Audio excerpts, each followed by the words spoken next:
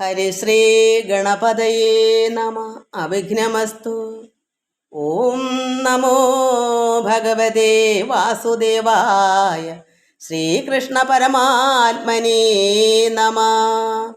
ഓം ഗുരുബ്രഹ്മ ഗുരുർവിഷ്ണു ഗുരുദേവോ മഹേശ്വര. ഗുരു സാക്ഷാത് പരബ്രഹ്മ തസ്മൈ ശ്രീ ഗുരവേ നമ. എല്ലാ ഭക്തമക്കൾക്കും എൻ്റെ വിനീതമായ പ്രണാമം.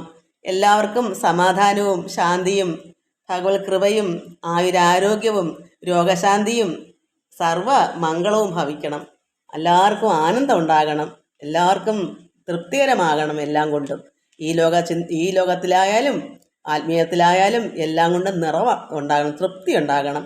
എല്ലാവർക്കും നമസ്കാരം മക്കളെ. ഞാനിന്ന് മക്കളുടെ പേരുകൾ നാരായണീയത്തിലും ഭാഗവതത്തിലും രാമായണത്തിലും ഒക്കെ എല്ലാ മക്കളും ഒരു മക്കൾ തന്നെയാണ്. അതുകൊണ്ട് ജയ, അനിൽ, പ്രസന്ന, സ്മിത, ജാനകി, ശ്രീല, ഭാഗീരഥി, ശ്രീനിവാസൻ അത് പുതിയൊരു മകളാണ്. നിർമ്മല പവിത്രൻ, ഗീത നായർ, ഗീത കൈലാസ്, രാധ ശിവാനന്ദൻ, രുക്മിണി മോഹൻ, ജഗദമ്മ. ഗീത കൈലാസാണോ പിന്നെ ഡൽഹിയിൽ നിന്ന് ആണെന്ന് പറഞ്ഞ കമൻസ് വന്നത്. നമ്പർ ചോദിച്ചു. ഞാൻ മക്കളെ നമ്പർ പിറ്റേന്ന് തന്നെ ഇട്ടു. അത് കിട്ടി കണ്ടെങ്കിൽ മക്കൾ വിളിക്കുക. ചിലപ്പോൾ ഒരു വീഡിയോ കണ്ടില്ലെങ്കിൽ കിട്ടാൻ സാധ്യതയില്ല. ഞാൻ വീണ്ടും ഇടയ്ക്ക് നോക്കട്ടെ, ഇട്ട് തരാം. വത്സല ചെല്ലപ്പൻ. അതുപോലെ തന്നെ മക്കളെ, നമ്മളെല്ലാം ഒരു പിതാവിൻ്റെ മാതാവിൻ്റെ സന്തതികളാണ്. മക്കൾ എന്നെ എന്ത് വേണേലും വിളിച്ചോളൂ. ടീച്ചറിനെ വിളിക്കോളേ, അങ്ങനെ വിളിച്ചോളൂ. അമ്മയെന്നാണെങ്കിൽ അങ്ങനെ എന്ത് വേണേലും എല്ലാം നാം ഒന്ന് തന്നെ ആണല്ലോ. രണ്ടെന്നുള്ളത് നമ്മളിലില്ല മക്കളെ. നമ്മളെല്ലാം കാരണം പരമാത്മാവ് ഇവിടെ എടുത്തു പറയുന്നുണ്ട്, പിതാവ് നട്ട തൈകളെ നിലനിൽക്കൂ. അപ്പോൾ ഭക്തിയുള്ള ഭക്തന്മാരായ മക്കൾ എല്ലാം പരമാത്മാവിൻ്റെ സന്തതികളാണ്, ദൈവ മക്കളാണ്. അവരെ നിലനിൽക്കും. ആധ്യാത്മികത്തിൽ ആത്മീയമായ നിറവ് അവർ വേണമെങ്കിൽ അവിടുന്ന് തന്നെ ഭഗവാൻ നടണം. അല്ലാത്തവരൊക്കെ ഇത് നിലനിൽക്കത്തില്ല. അതുകൊണ്ട് എല്ലാ മക്കളും എന്നെ എന്ത് വിളിച്ചാലും എനിക്കൊരു വിഷമവും ഇല്ല, സന്തോഷമേ ഉള്ളൂ. ഓം ലോകാ സമസ്ത സുഖിനോ ഭവന്തു. എനിക്ക് എല്ലാവരും സുഖം അനുഭവിക്കണം. നമുക്ക് സ്വർഗം ഭൂമിയിലാണ് സ്വർഗം. എങ്ങനെയാ? ആനന്ദം. പരമാത്മാവ് ആനന്ദ സ്വരൂപന. ഞാനിന്ന് അങ്ങനൊരു പാട്ടാണ് ചൊല്ലാൻ പോകുന്നത്. ഞാൻ തന്നെ എഴുതിയതാണ്. എന്ന് വെച്ചാൽ നമ്മൾ പരമാനന്ദത്തിൽ ലയിക്കുക എന്ന് പറഞ്ഞാൽ പ്രാർത്ഥനയിൽ മുഴുകി അത്രത്തോളം ഭക്തിയോടുകൂടി ആത്മാവിൽ ലയിക്കുക.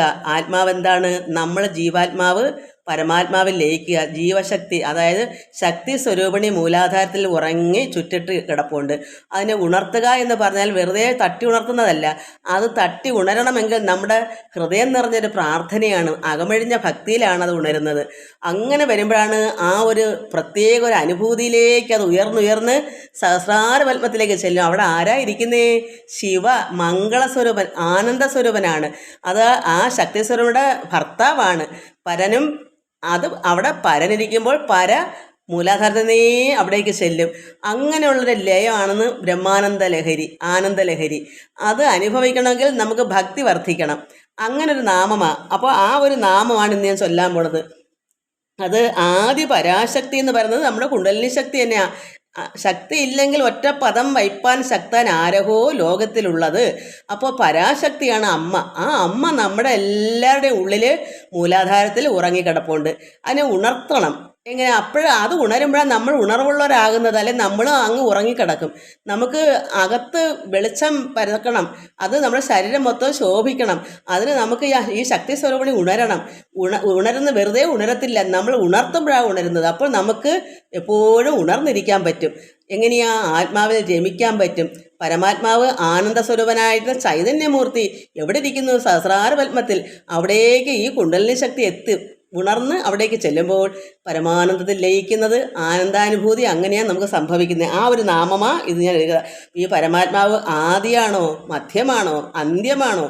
എല്ലാം ഒന്നുമല്ല. അങ്ങനത്തെ ഒരു പരമാത്മാവ് ഉള്ളതാണ്, ഉണ്മയാണ്. ആദിയെന്നോ മധ്യമെന്നോ അന്ത്യനെന്നോ പറയാൻ പറ്റാത്തൊരു പരമാത്മാവാണ്. അത് അനന്തനാണ്, അത് അനാമയനാണ്, അത് നിത്യനാണ്, നിഷ്കളനാണ്, നിർഗുണമാണ്. അങ്ങനെയുള്ള പരബ്രഹ്മമാണ്. അത് കാലസ്വരൂപനാണ്, കമനീയ സുന്ദരനാണ്. എന്ന രൂപമുണ്ടോ? ഇല്ല. സൃഷ്ടിസ്ഥിതി ലയ പ്രകൃതി പുരുഷൻ.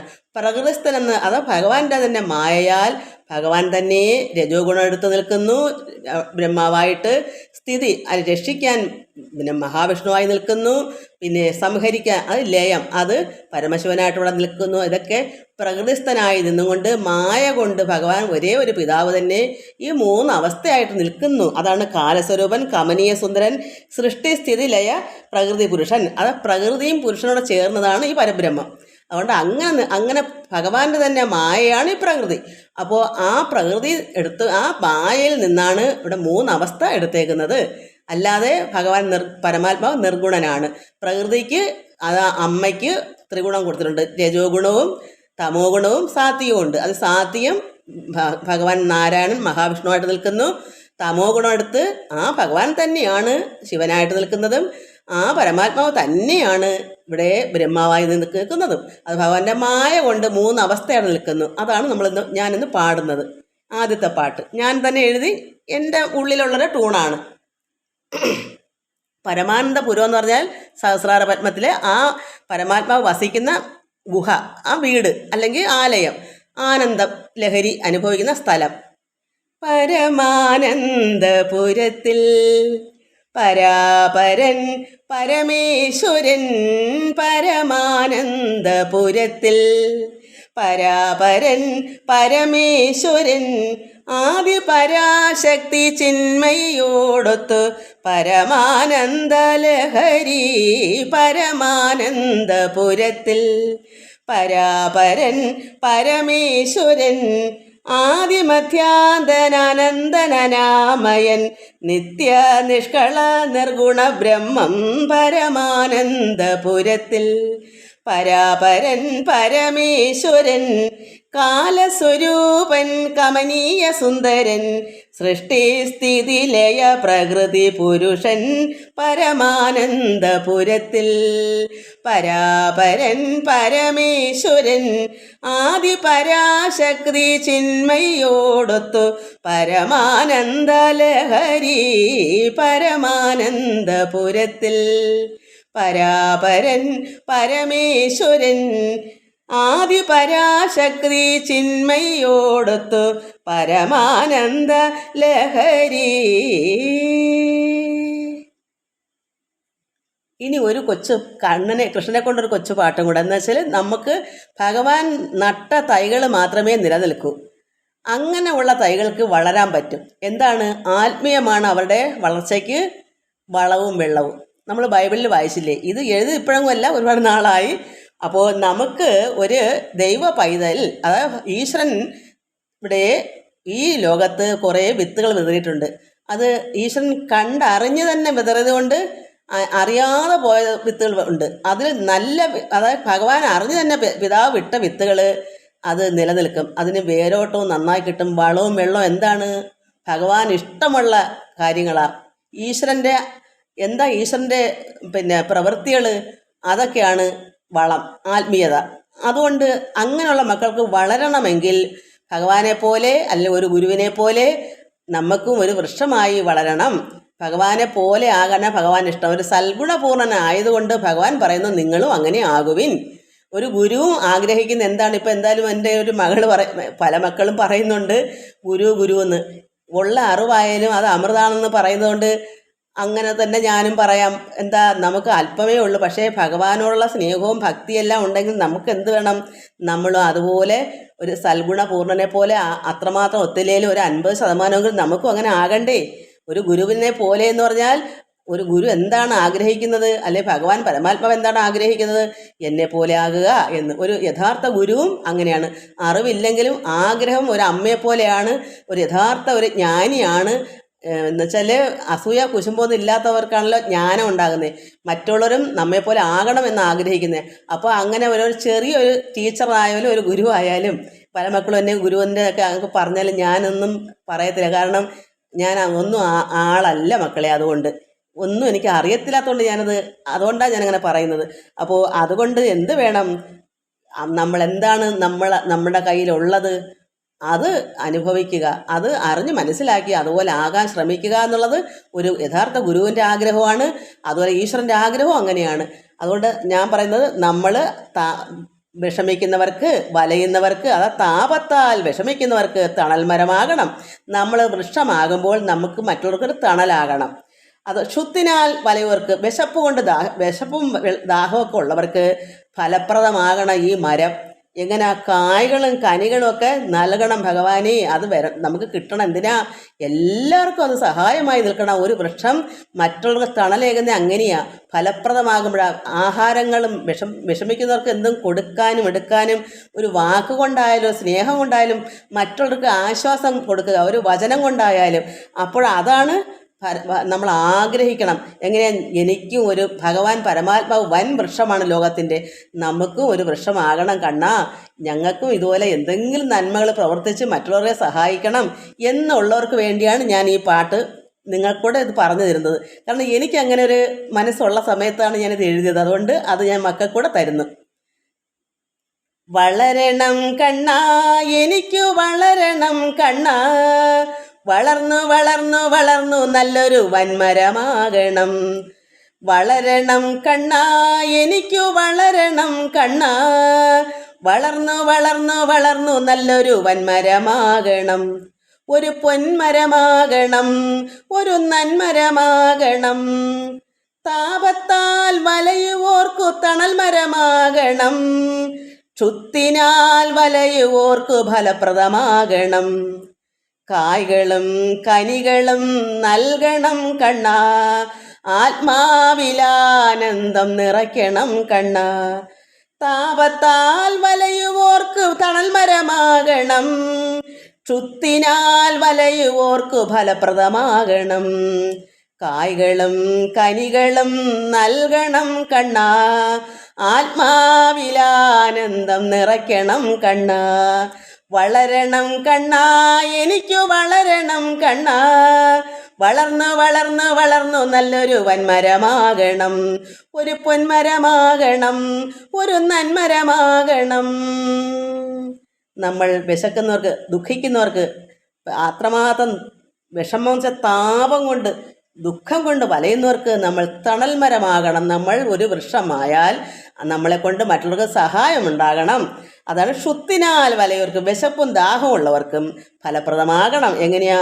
മറ്റൊരു കായും കനികളും, മധുരമുള്ള വാക്കുകൾ, മധുരമുള്ള കനികൾ, മധുരമുള്ള സ്നേഹം, ദയ എല്ലാം കൊണ്ടും നമ്മളൊരു നല്ലൊരു വൃക്ഷമായി പരമാത്മാവിനെ പോലെ ഒരു സൽഗുണപൂർണ്ണനാകാൻ നമ്മളെല്ലാവരും പ്രാർത്ഥിക്കുക.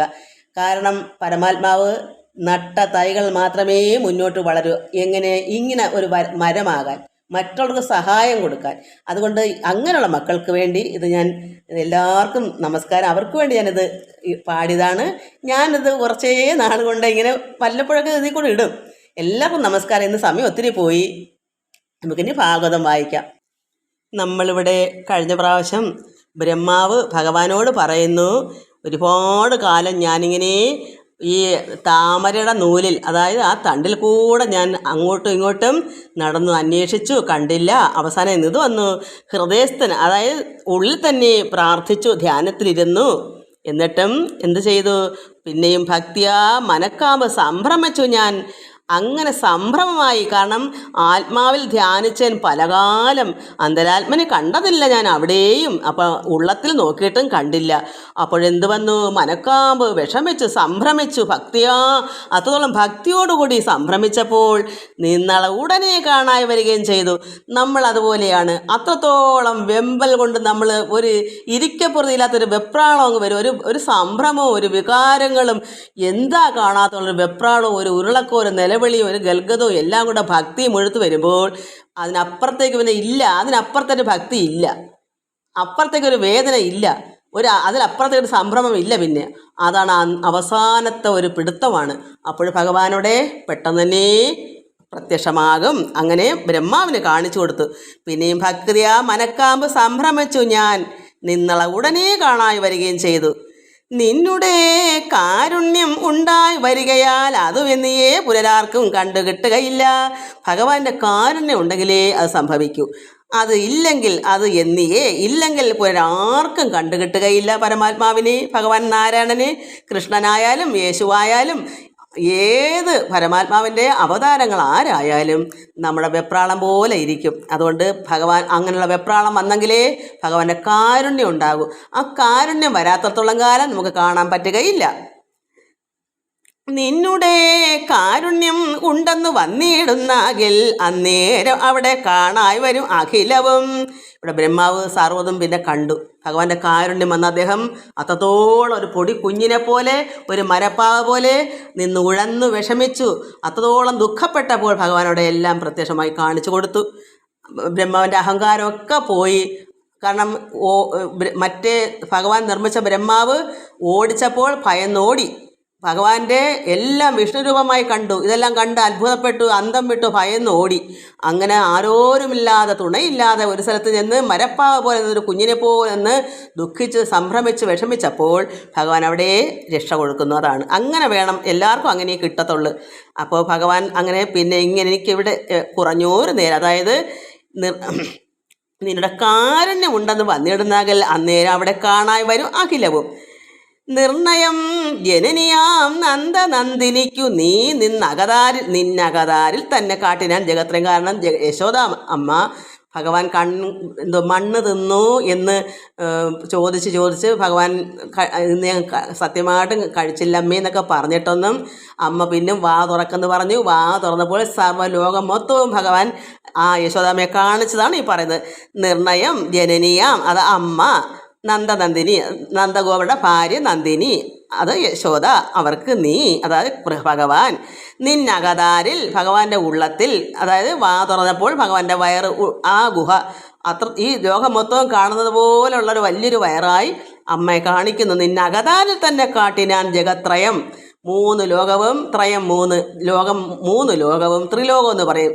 ഈ 14 ലോകത്തിനെയാണ് ത്രിലോകം എന്ന് പറയുന്നത്. ഒന്നീ 14 ലോകം അല്ലെങ്കിൽ 3 ലോകം. അങ്ങനെ അത് മൊത്തവും. പിന്നെ എനിക്കിവിടെ കുറഞ്ഞൊരു നേരം നിന്നളവുടൻ കാട്ടിത്തന്നതും കണ്ടേനല്ലോ. അപ്പോൾ യശോദാമ്മയ്ക്ക് ത്രിലോകം മൊത്തവും കാണിച്ചു കൊടുത്തു. അപ്പോൾ ഇദ്ദേഹം വിഷമിച്ച് കഷ്ടപ്പെട്ട് നിന്നപ്പോൾ എനിക്കും കാട്ടിത്തന്നു. കാരണം ഭഗവാൻ മൊത്തവും കാണിച്ചു കൊടുത്തു. ഭഗവാന്റെ നാഭിയിലിരിക്കുന്ന ബ്രഹ്മാവിനെയും വൈകുണ്ഠവും സ്വർഗവും എന്തൊക്കെയുണ്ട് ലോകം മൊത്തവും കാണിച്ചു കൊടുത്തു. അങ്ങനെ കണ്ട് അത്ഭുതപ്പെട്ടു, ഭയന്നു. അപ്പോഴെന്ത് വന്നു? പിന്നും കണ്ടത് മുന്നം ഞാൻ അപഹരിച്ചുള്ളതൊക്കെയും താനായി ഒന്നിച്ചു ചമഞ്ഞതും അന്യുഹം.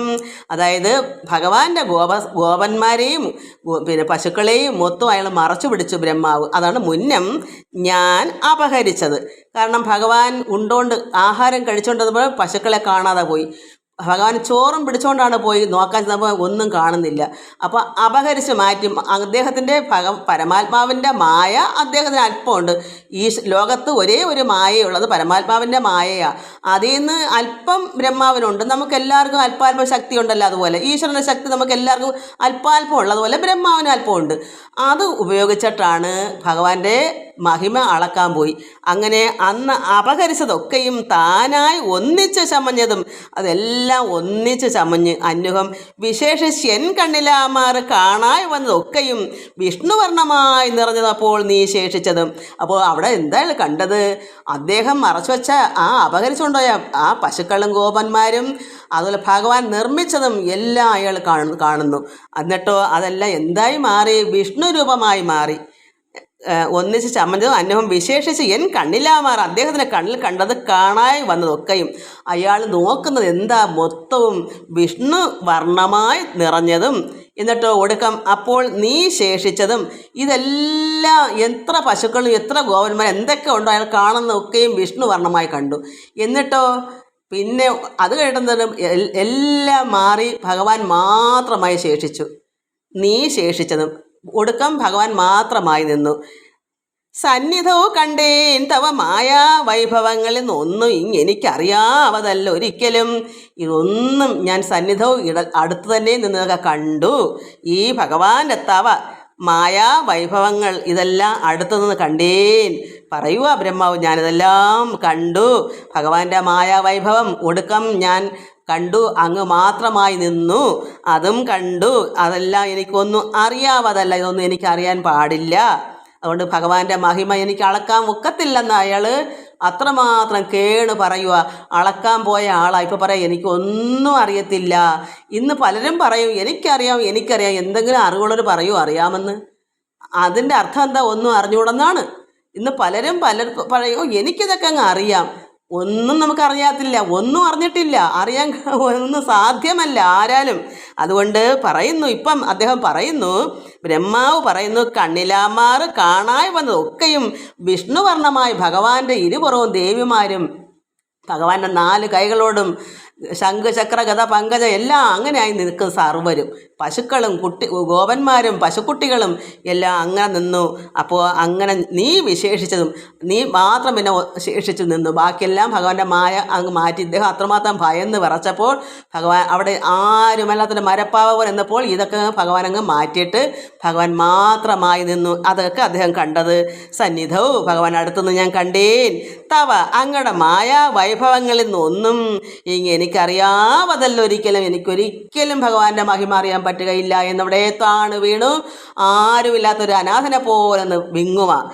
അപ്പോൾ തൊൽ സ്വരൂപത്തെ അറിവാൻ അപേക്ഷയാ പുനരുൾപ്പൂവിൽ പ്രകൃതിസ്ഥനെന്ന് തോന്നിയിടും വണ്ണം. അപ്പോൾ ഭഗവാന്റെ രൂപത്തെ അറിയുവാൻ അപേക്ഷയാ പുനരുൾപ്പൂവിൽ, അതായത് നമ്മുടെയൊക്കെ ഉൾപ്പൂവിൽ പ്രകൃതിസ്ഥനെന്ന് തോന്നിയിടും വണ്ണം നമുക്ക് മനസ്സിലറിയാം എല്ലാം പരമാത്മാവ് ഈശ്വരൻ ഏകനാണ്. എന്നാലോ എന്താ പ്രകൃതിസ്ഥൻ? പ്രകൃതി മഹാമായ പ്രകൃതി, അതിൻ്റെ പ്രകൃതിസ്ഥൻ, അത് രണ്ടുകൂടെ ചേർന്ന പ്രകൃതി പുരുഷ.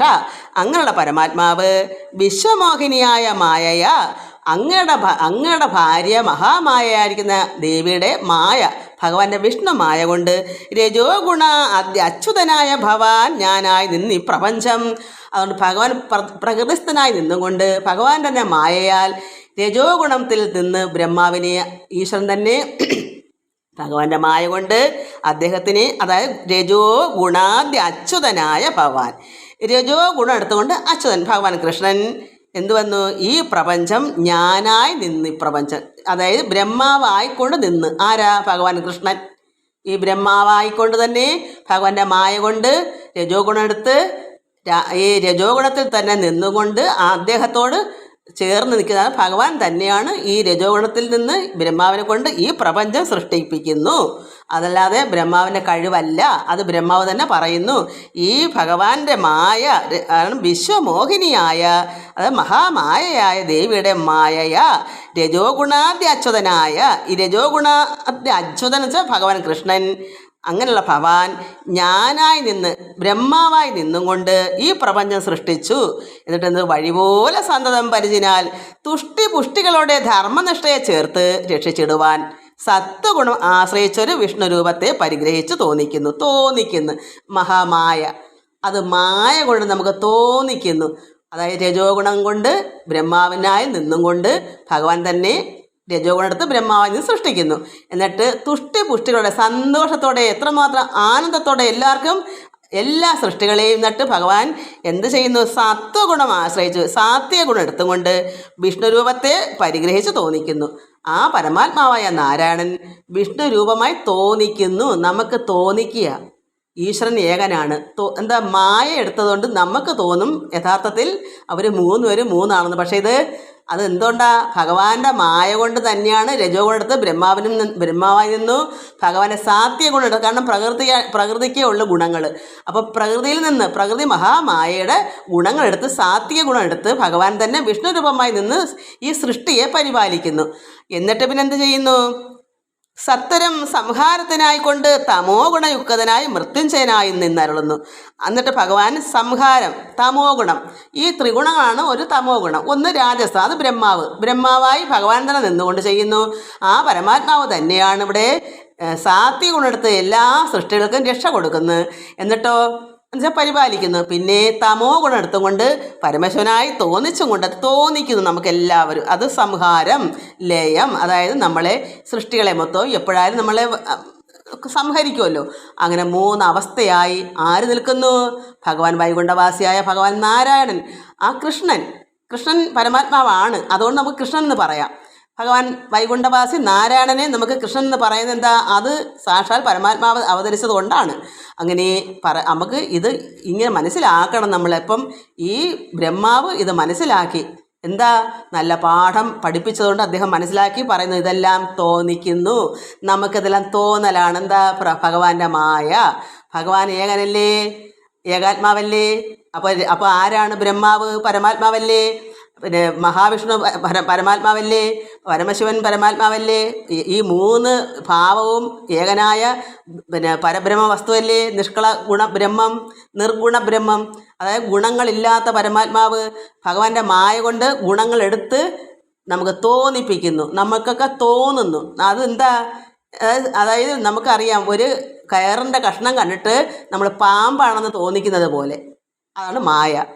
അത്രയേ ഉള്ളൂ. എന്നിട്ട് നിർഗുണനായ ഭവാൻ ഇക്കാലം ഉലകിതിൽ ഈ കർമ്മങ്ങളെയെല്ലാം എന്തിനു ചെയ്തിടുന്നു. അപ്പം നിർഗുണനായ ഭവാൻ ഗുണങ്ങളില്ലാത്ത, ഗുണത്തിനും അതീതനായതുകൊണ്ട് നിർഗുണൻ എന്ന് പറയുന്നത്.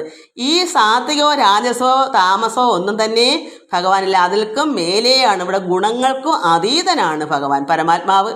അതുകൊണ്ട് നിർഗുണനായ ഭവാൻ ഇക്കാലം ഉലകതിൽ ഈ കർമ്മങ്ങളെയെല്ലാം, ഇങ്ങനെയുള്ള സൃഷ്ടിയും സ്ഥിതിയും ലയവും അതാണ് പരമാത്മാവിൻ്റെ കർമ്മം. ഓരോ അവസ്ഥ എടുത്ത് ഓരോരുത്തരായി നിന്ന് ചെയ്യുന്നു. എല്ലാം പരമാത്മാവ് ഏകനായി തന്നെ അവർ അങ്ങനെ ഒരു ഭാവങ്ങൾ എടുക്കുന്നു. നമുക്ക് തോന്നുന്നു അവർ മൂന്നാണെന്ന്. അത് മായ കൊണ്ട് തോന്നിക്കുന്നു. എല്ലാം പരമാത്മാവ് ഏകനാണ് താനും. അതായത് ഇപ്പം മമ്മൂട്ടിയോ മോഹൻലാലോ വേഷം കെട്ടി പല പേരിലും പല ഭാവത്തിലും രൂപത്തിലും വേഷം കെട്ടി നടനായിട്ട് അഭിനയിക്കുന്നത് പോലെ പരമാത്മാവ് പല വേഷം കെട്ടുന്നു എന്ന് മാത്രം. അത്രയേ ഉള്ളൂ. അപ്പോൾ ഈ കർമ്മങ്ങളെ എല്ലാം എന്തിനു ചെയ്തിടുന്നു? ചിത്തസംഗതി നിനക്കത് ചെയ്വതിനെന്ന്. ഇത്തരം പ്രവർത്തികൾ എവിടെ നിന്നിങ്ങനെ വർത്തിച്ചിടുന്നു ഭവാനെന്നും. ഏതൊരു കാലം ഈ തൊഴിൽ തുടങ്ങി പണ്ടെന്ന് ഉണ്ടിതു ബത. നിർത്തുവാൻ അവസാന കാലം ഇനിയെന്ന്. എന്നാ ഇനി ഇത് അവസാനിക്കുന്നത്? ഇത് എന്ന് തുടങ്ങി? ഇതൊക്കെ ആക്കലും അറിയാൻ പറ്റുമോ?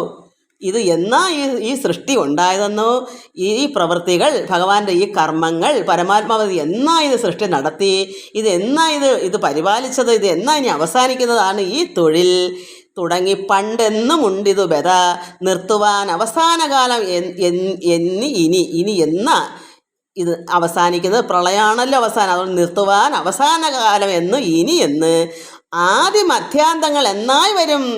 അത് ഇനി ആദിയെന്നോ മധ്യമെന്നോ അന്തമെന്നോ എന്നായി വരും എന്ന മൂലസാധനം ഇതിന് എന്തെന്നുള്ളതും ചിന്തിച്ചൊരു ഭൂതരാൽ ഒരിക്കലും ഒന്നുകൊണ്ട് ഒരിടത്തും ചേതസ തിരിച്ചറിഞ്ഞിടുവാൻ അരുതാതെ ആരാലും സാധ്യമല്ല. ഇത് എന്ന് അവസാനിക്കുമെന്നോ, ഇത് എന്ന് തുടങ്ങിയെന്നോ, ഇതിനെ മധ്യം അത് ആദ്യം എന്നെന്നോ മധ്യം എന്നെന്നോ ഇതിൻ്റെ അന്ത്യം എന്നെന്നോ ഇത് ആർക്കും ചേതസ ഈ ഭൂതലത്തിൽ ഒരിക്കലും ആർക്കും ഇത് ഒരിടത്തും ചേതസ മനസ്സുകൊണ്ട് തിരിച്ചറിഞ്ഞിടുവാൻ അരുതാതെ ആർക്കും സാധ്യമല്ല. ബ്രഹ്മാവിനും പറ്റത്തില്ല. ഭൂമിയിലുള്ള പരമാത്മാവല്ലാതെ അതിനെ അറിയാൻ അതുപോലൊരു പരമാത്മാവ് ഉണ്ടെങ്കിലേ അറിയാൻ പറ്റൂ. പരമാത്മാവ് ഏകനാ, ഒന്നേ ഉള്ളൂ. അതുപോലൊരു പരമാത്മാവ് ഇനി എന്തെങ്കിലും ഉണ്ടായി വരുന്നെങ്കിലേ ഇതിനെപ്പറ്റി അറിയാൻ പറ്റൂ. പരമാത്മാവിൻ്റെ താഴെയുള്ള ബ്രഹ്മാവിനെയൊക്കെ എന്തറിയാൻ പറ്റും? ആർക്കും ഒന്നും അറിയാൻ പാടില്ല. അതുകൊണ്ട് ചേതസി മനസ്സിൽ ഇത് തിരിച്ചറിഞ്ഞിടുവാൻ അരുതാതെ ആർക്കും സാധ്യമല്ലാതെ മായാവൈഭവം. ഇത് ഭഗവാന്റെ വൻ മഹാമായാവൈഭവമാണ്. അതെങ്ങനെ? നിഴൽ പ്രായമായിരിക്കുന്നതായ ആദി ജഗത്തെല്ലാം അസത്യമല്ലോ ദൃഢം. ഇതെല്ലാം ഭഗവാന്റെ മായാവൈഭവം. ഇത് നിഴൽ പ്രായമാണ്. നമ്മൾ നിഴൽ പോലെ, നമ്മൾ അങ്ങോട്ട് പോകുമ്പോൾ നിഴൽ അങ്ങോട്ട് പോകും. ആ നിഴൽ പോലെയേ ഉള്ളൂ. അത് മാറി പോകുന്നത് പോലെ ഒരു നിഴൽ പ്രായം വെച്ചാൽ വൃക്ഷത്തിന് നിഴലുണ്ട്, നമുക്ക് നിഴലുണ്ട്. അത് ശാശ്വതമാണോ? നിഴലുണ്ടോ? നിഴൽ അവിടെ ഉള്ളതാണോ? അത് അങ്ങോട്ടും പോകുന്നത് പോലെ ആണ് ഈ പ്രപഞ്ചം. ഇതെല്ലാം ഭഗവാന്റെ മായാവൈഭവം. നിഴൽ പ്രായമായിരിക്കുന്നതായ ആദി ജഗത്തെല്ലാം അസത്യമല്ലോ ദൃഢം. ഇതെല്ലാം അതുകൊണ്ട് അസത്യമാണ്. ബ്രഹ്മാവ് തൊട്ടൊരു പുൽക്കൊടി വരെ അസത്യമാണ്, സത്യമല്ല. സത്യമായുള്ളത് ആ നിർഗുണ ബ്രഹ്മം മാത്രമേ ഉള്ളൂ. പരമാത്മ ചൈതന്യം മാത്രമേ ലോകത്ത് നിത്യമായുള്ളൂ. ബാക്കി ബ്രഹ്മാവ് തൊട്ട് ഇങ്ങി താഴെയറ്റത്ത് എന്തൊക്കെ ഉണ്ടോ ഇതെല്ലാം അസത്യമാണ്, സത്യമല്ല, നിത്യമല്ല. അതുകൊണ്ട് മായാവൈഭവം നിഴൽ പ്രായമായിരിക്കുന്നതായ ആദി ജഗത്തെല്ലാം അസത്യമല്ലോ, സത്യമല്ല, അസത്യം. അല്ലോ ദൃഢം, അത് ഉറപ്പാണ്. അപ്പോൾ നമ്മൾ ചിന്തിക്കണം, ഇവിടെ യാതൊന്നും നിലനിൽക്കത്തില്ല, സർവ്വതും പോവും. ഏകമായ പരബ്രഹ്മ ചൈതന്യം മാത്രമേ, നിഷ്കള വസ്തുവായിക നിർഗുണ പരബ്രഹ്മം മാത്രമേ ഈ ലോകത്ത് അവസാനമായും ആദ്യമായും അത് മധ്യമായും എല്ലാം അത് മാത്രമേ ഇവിടെ ലോകത്തുള്ളൂ. ബാക്കി മൊത്തവും സത്യമല്ല, അസത്യമാണ്, അത് നിലനിൽപ്പില്ല.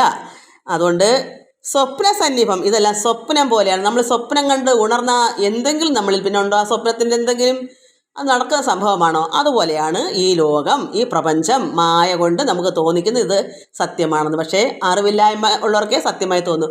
അറിഞ്ഞൊരു ജ്ഞാനിക്ക് ഇതെല്ലാം മിഥ്യയാണെന്ന് തോന്നും. അതുകൊണ്ട് സ്വപ്നസന്നിഭം മിഥ്യാവസ്തുക്കൾ അസത്യമിത് പേരും നീർപ്പോളകൾ പോലെ നിന്ന് അഴിഞ്ഞിടും.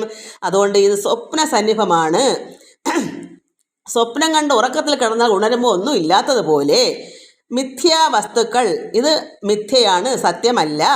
അസത്യം ഇതെപ്പേരും നീർപ്പോളകൾ പോലെ നിന്ന് അഴിഞ്ഞിടും. വെള്ളത്തിൽ ഒരു കുമിള വന്നാൽ പൊട്ടിപ്പോകും. അവിടെ എന്തെങ്കിലും ഒരു കുമിളയെ പറ്റി എന്തെങ്കിലും കാണാൻ ഉണ്ടോ? വെള്ളത്തിലൊരു കുമിള വന്ന് പൊട്ടുന്നത് പോലെ നീർപ്പോളകൾ, അത് കുമിള പോലെ ആണ്, അത് അഴിഞ്ഞങ്ങ് പോകും. നമ്മളെല്ലാവരും അങ്ങനെയാണ്. നമ്മൾ ഇന്നല്ലെങ്കിൽ നാളെ, അല്ലെങ്കിൽ 10 വർഷമോ അല്ലെങ്കിൽ 100 വർഷമോ, നമുക്ക് ജനിച്ച അങ്ങേയറ്റം വരെ 120 മനുഷ്യായുസ് പറഞ്ഞേക്കുന്നത്. അതിപ്പോൾ 80 ചിലർക്കെങ്ങാണം, അതിനാദ്യമായിട്ട് 100, ബാക്കിയെല്ലാം ഇപ്പം 40 50 ഒക്കെ തന്നെയാണ്. അപ്പോൾ നീർപ്പോളകൾ പോലെ പോകുന്നു സർവ്വതും. നമ്മൾ കുറേ പേര് ഇച്ചിരി ദൂരോട്ട് നിൽക്കും, ബാക്കി ചിലപ്പോൾ ഇന്ന് ജനിച്ച് അപ്പോൾ ചില വയറ്റിൽ കിടന്ന് തന്നെ മരിക്കുന്നു. ഇത് നീർപ്പോളകൾ പോലെയാണ്. സച്ചിദാനന്ദം ഏകം അദ്വയം അരൂപകം അച്യുതം അനാധാരം അഖില സമാധാരം നിശ്ചയം നിഗമാന്തസാര നിർവേദ്യം പരം നിശ്ചലം നിരാകാരം നിർമ്മലം നിരഞ്ജനം. ഈ പരമാത്മാവ് നിശ്ചയം നിഗമാന്തസാര നിർവേദ്യം പരം, നിശ്ചലമാണ്, നിരാകാരമാണ്. ആകാരം അത് ശരീരമില്ലാത്തതാണ്, അത് നിർമ്മലമാണ്, അത് നിരഞ്ജനമാണ്. ശശ്വത അവ്യയം സകലേക കാരണം ശാന്തം അക്ഷരരഹിതം അവ്യാകൃതം ആത്മാ അമൃതം നിത്യനിർഗുണം പരബ്രഹ്മം. നിന്തിരുവടി നിത്യമായത് മറ്റില്ലാതൊന്നിക്കണ്ടതെല്ലാം. അങ്ങനെ വിളങ്ങിന നിന്തിരുവടിയെ ഇന്നെങ്ങനെ തിരഞ്ഞു കണ്ടെത്തുന്നു മൂഢാത്മനാം. അപ്പോൾ ഇങ്ങനെ നിർഗുണമായിരിക്കുന്ന ഈ പരബ്രഹ്മമായിരിക്കുന്ന നിന്തിരുവടിയെ നിത്യമായതാണത്, അത് മറ്റില്ലാതൊന്നിക്കണ്ടതല്ല. ഈ ലോകത്ത് വേറെ ഒന്നും അതുപോലെയില്ല. ഈ മറ്റുള്ള ഒന്നും തന്നെ ശാശ്വതമല്ല. ഏതാ ഉള്ളത്? ഈ നിർഗുണ പരബ്രഹ്മ ആയ നിന്തിരുടി മാത്രമേ ഉള്ളൂ. മറ്റില്ലാതൊന്നിക്കണ്ടതെല്ലാം. വേറെ യാതൊന്നും ഈ ഭൂതലത്തിൽ ഒന്നും തന്നെ വേറെ ഇല്ല. അതെല്ലാം നശിക്കുന്നതാണ്. ഈ പരമാത്മാവായ നിർഗുണ ബ്രഹ്മത്തിന് മാത്രമേ നിത്യമായത്, മറ്റില്ലാതൊന്നിക്കണ്ടതെല്ലാം നശിക്കുന്നതാണ്. അങ്ങനെ വിളങ്ങിന നിന്ദ്രൊടിയെ ഇന്നെങ്ങനെ തിരഞ്ഞു കണ്ടെത്തുന്നു മൂഢാത്മനാം. അങ്ങനെയുള്ള പരബ്രഹ്മ വസ്തുവായ നിന്ദ്രവടിയെ, ആ ആനന്ദ സ്വരൂപത്തെ മൂഢാത്മാക്കൾ എങ്ങനെ തിരഞ്ഞു കണ്ടെത്തും? മൂഢാത്മാക്കളാണ്, അവർക്ക് ഒരു രക്ഷയും കിട്ടത്തില്ല. അവർ അറിവില്ലാത്തവരാണ്. അവർക്ക് കുറ്റാക്കൂറ്റി ഇരുട്ടാണ്, അവർക്ക് പ്രകാശമില്ല, അറിവില്ല. അതുകൊണ്ട് മൂഢാത്മാക്കൾ അവിടെ ബ്രഹ്മാവ് പറഞ്ഞ ഞാൻ ഒന്നും അറിയാത്തവനാണ്, എനിക്കൊന്നും അറിവില്ല, ഞാൻ മൂഢനാണ്, നിന്നോട് ക്ഷമിക്കണമെന്ന് പറയുന്നത് എന്താ? ഇത് കണ്ടപ്പോഴത്ത് അദ്ദേഹം മനസ്സിലായി ഞാൻ ഒന്നും തന്നെ അല്ലാന്ന്. അതല്ലേ മക്കളെ, നമ്മൾ ഒന്നുമല്ല, ഒരു രക്ഷയില്ല. പരമാത്മാവിനെ അറിയാൻ ആരാലും സാധ്യമല്ല. ഞാൻ പറഞ്ഞില്ലേ, അതുപോലൊരു പരമാത്മാവ് വന്നെങ്കിലേ അതിന് ഉദാഹരണം, നന്നായി പാട്ട് പഠിച്ച് പാടുന്ന ഒരു രാഗവും താളവും ഒക്കെ അറിഞ്ഞ് പഠിച്ച് പാടുന്ന ഒരു വ്യക്തിയെ അറിയണമെങ്കിൽ അതുപോലൊരു പഠിച്ച പാട്ടുകാരനെ അറിയത്തുള്ളൂ. എനിക്കിപ്പോൾ എത്രമാത്രം തയ്യൽ അറിയാമെന്ന് വേറെ തയ്യൽക്കാരനെ നോക്കുമ്പോൾ ഒരു എന്നെക്കാൾ ഒന്നും കൂടെ അറിവുള്ളവർക്ക് എന്നെപ്പറ്റി അറിയാൻ പറ്റൂ. അതുപോലെ പരമാത്മാവായ നിഷ്കള പരബ്രഹ്മ നിർഗുണമൂർത്തിയെ അറിയാൻ ഒന്നും കൂടെ അതിനൊക്കെ മേലെ ഒരു പരബ്രഹ്മത്തിനെ അറിയാൻ പറ്റൂ. തമ്മിൽ ഒരേപോലെ ആണെങ്കിലും ഒരുവിധം അറിയാം. നന്നായി അറിയണമെങ്കിൽ അതിലൊക്കെ മേലെ ഒരാൾ വരണം. അങ്ങനെ ലോകത്തുണ്ടെങ്കിലേ യഥാർത്ഥ പരമാത്മാനെ അറിയാൻ പറ്റൂ. അതുകൊണ്ട് ഇവിടെ ബ്രഹ്മാവ് ഇപ്പം മനസ്സിലാക്കി, പരമാത്മാവായ കൃഷ്ണനെ അറിയാൻ ആരാലും സാധ്യമല്ല എന്ന് അദ്ദേഹം കണ്ടു. അതുകൊണ്ട് എങ്ങനെ അറിഞ്ഞ് തിരഞ്ഞ് കണ്ടെത്തുന്നു മൂഢാത്മന? അറിവില്ലാത്ത മൂഢന്മാരായ നമുക്ക് എങ്ങനെ പറ്റും? നമുക്ക് എന്തറിയാം?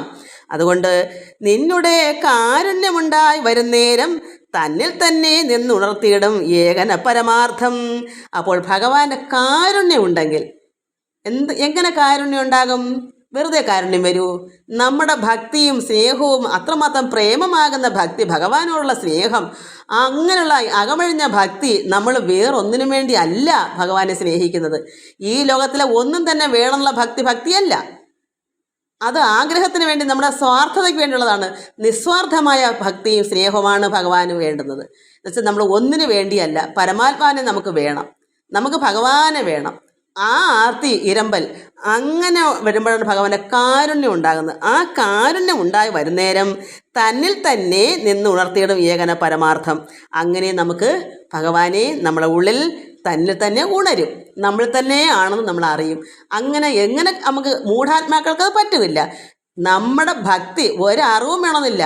മൂഢാത്മാവായാലും നമുക്കൊരു അറിവില്ലെങ്കിലും നമ്മുടെ ഭഗവാനുള്ള ഭക്തിയും സ്നേഹവും, ആ ഒരു ഭഗവാനുള്ള സ്നേഹം അത്രമാത്രം വരുമ്പോൾ, ഭഗവാന്റെ കാരുണ്യം നമുക്ക് വരുമ്പോൾ, നമുക്ക് ഭഗവാൻ നമ്മളെ ഉള്ളിൽ തന്നെ ഉണർന്ന് ഏകന പരമാർത്ഥത്തെ നമുക്ക് തിരിച്ചറിയാൻ പറ്റും. ആനന്ദ സ്വരൂപനായിരുന്ന ഭഗവാനെ നമുക്ക് അത്രത്തോളം നമുക്ക് രുചിച്ചറിയാം, അനുഭവിച്ചറിയാം. അതാണ് ഇതിൽ പറയുന്നത്. നമുക്ക് അങ്ങനെ എല്ലാവർക്കും വളരണം കണ്ണാ, എനിക്ക് വളരണം കണ്ണാ, വളർന്ന് വളർന്ന് വളർന്നു നല്ലൊരു വൻമരമാകണം, ഒരു പൊന്മരമാകണം, ഒരു നന്മരമാകണം. നമുക്കങ്ങനെ പ്രാർത്ഥിക്കാം. എനിക്കും കണ്ണാ, എനിക്ക് ഇതുപോലെ വളരണം കണ്ണാ. ഈ പറയുന്നത് പോലെ, ഇതിൽ പറയുന്നത് ഞാനൊരു മൂഢാത്മാവാണ്, എനിക്കൊന്നും അറിവില്ല കണ്ണാ. എനിക്കും കണ്ണൻ്റെ രുചി എൻ്റെ ഉള്ളത്തിൽ എനിക്കും അനുഭവിച്ചറിയണം ഭഗവാനെ. നമ്മൾ ഓരോരുത്തരും ഇങ്ങനെ പറയണം. നമ്മൾ വളർന്നെങ്കിലേ നമ്മൾ ഈ തൈ, ഇപ്പം ഭഗവാൻ നട്ട തൈ, ഇത് കേൾക്കാൻ ആഗ്രഹമുള്ള മക്കൾ തൈ തന്നെയാണ്, അത് ഉറപ്പാണ്. അല്ലാതെ കേൾക്കാൻ പറ്റൂല. ചെവിയോളം കേൾക്കട്ടെ എന്ന് പറയുന്നത് എന്താ കർത്താവ്? ചെവിയോളം മാത്രമേ ഇത് കേൾക്കൂ. അവർക്ക് പറഞ്ഞേക്കുന്നതാണ്. അവർ പ്രാർത്ഥിക്കണം, ഭഗവാനെ അവിടുത്തെ കാരുണ്യം എനിക്ക് വേണം, എനിക്കും വളരണം, എനിക്ക് ആത്മാവിൽ നിറയണം, എനിക്ക് ആനന്ദസ്വരൂപനെ കണ്ടെത്തണം, ആ രുചി എനിക്ക് അറിയണം. ഇങ്ങനെ പ്രാർത്ഥിക്കുമ്പോൾ മാത്രമേ ഭഗവാന്റെ കാരുണ്യം നമുക്ക് കിട്ടൂ. അപ്പോൾ അവിടുത്തെ കൃപ, ആ ചൈതന്യമൂർത്തിയുടെ കൃപ നമ്മളിലേക്ക് ഒഴുകും. അത് എങ്ങനെ ഒഴുകും? സാധാരണ ഒരു ഒഴുവൊക്കമൊന്നും അല്ല മക്കളെ. അത് പോകെ ഒരു ഒന്നൊന്നര ഒഴുവക്കമാണ്. ആദ്യമൊക്കെ ഓരോ ഒഴുവക്കം വരുന്ന അതിൽ നമുക്ക് അത്രയേ ഉള്ളെന്ന് തോന്നും. പിന്നെ ഇല്ലേ, കുറ്റാലത്തെ വെള്ളച്ചാട്ടം ഉണ്ടല്ലോ, മണ്ടേന്ന് ഇരച്ചിറങ്ങുന്ന ആ ഒരു ഇരച്ചങ്ങ് കയറുക ഈ ഭഗവാന്റെ കൃപ. അത്രമാത്രം നമ്മൾ ഭക്തിയിൽ, കാരണം ഉണർന്നിരിപ്പിൻ എന്ന് പറയും. നമ്മൾ ഉണർന്നു തന്നെ ഇരുന്നാലേ കിട്ടൂ. നമ്മൾ 2 ദിവസം ഉണരാതെ മറ്റ് ചിന്തകളിലേക്ക് പോയാൽ നമ്മുടെ അനുഗ്രഹവും ആ കൃപയും താഴേക്ക് പോകും. നമുക്ക് ഉയർന്നുയർന്ന് വരണമെങ്കിൽ നമ്മൾ എന്ത് വേണം? ഇന്നത്തെ പ്രാർത്ഥന അല്ല, അടുത്ത ദിവസം അതിൽ കൂടുതൽ വേണം. അപ്പോഴാണ് നമുക്ക് ഇരമ്പി വരുന്ന ഒരു കൃപയാണ്. അത് പറഞ്ഞറിയിക്കാൻ പറ്റത്തില്ല. അത് സർവ്വ രോമദ്വാരങ്ങളും എല്ലാം ഒരു സൂചി ഊന്നാൻ ഇടമില്ലാതെ തലയുടെ രോമദ്വാരം തൊട്ട് കാലിൻ്റെ പാദത്തിലെ വിരൽ വരെ അത്രമാത്രം ഇരച്ചിറങ്ങുന്ന ഒരു അനുഭൂതിയാണ്. അത് കൂടി തന്നെ വരുന്ന അനുഭവം കൊണ്ട് ഞാൻ മനസ്സിലാക്കുന്നത്. ആദ്യമൊക്കെ ഞാൻ വെച്ചാൽ ഇങ്ങനെ തന്നെ ആയിരിക്കും. അത് പോകെ അത് കൂടി വരുമ്പോൾ നമ്മൾ മനസ്സിലാക്കണം, ഇതാണ് വളർച്ചയെന്ന്. നമ്മൾ വളരണം. എല്ലാവർക്കും നമസ്കാരം. സമയം ഒരുപാട് പോയി. ഓം ലോകാ സമസ്ത സുഖിനോ ഭവന്തു. ഹരി ഓം ഹരി ഓം ഹരി ഓം.